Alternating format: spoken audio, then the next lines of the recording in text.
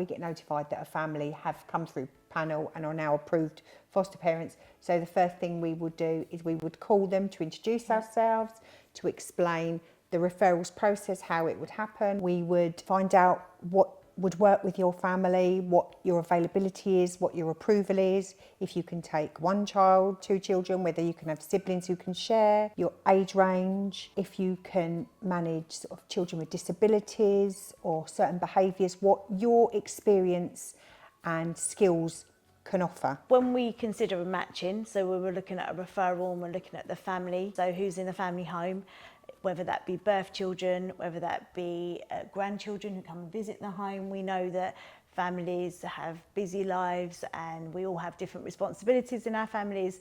We take all of that into consideration. We've received over 100 referrals a day. If we feel it's a match for one of our families, we will give them a call. If the family come back and say, yep, it's something we're really interested in, we would send their digital profile to the local authority as an expression of interest. It's not an offer because we can't make any kind of offer until we have had the match approved by the family's supervising social worker or their registered manager. If we send their profile and a local authority come back and go, oh, we're really interested in your family, we would then speak to the supervising social worker, and the supervising social workers get in contact with us straight away with any questions they might have, or to say, do you know what, I think this is a really good match. Just because we put you forward doesn't necessarily mean that that child is definitely going to be coming to live with you.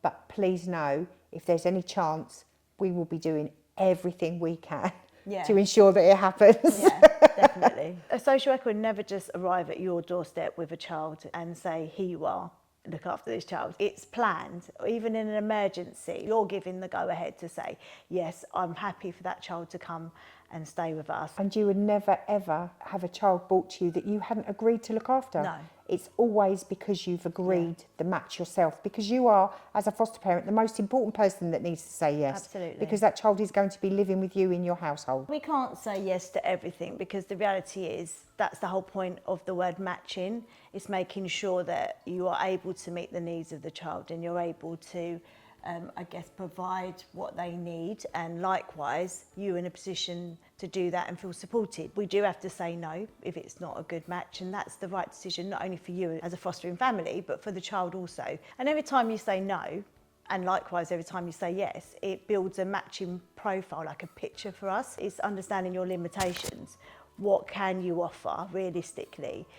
Because we want your fostering experience to be the best it possibly can, and we want you to love it and enjoy life, so the children that live with you enjoy that as well, and they will benefit from that.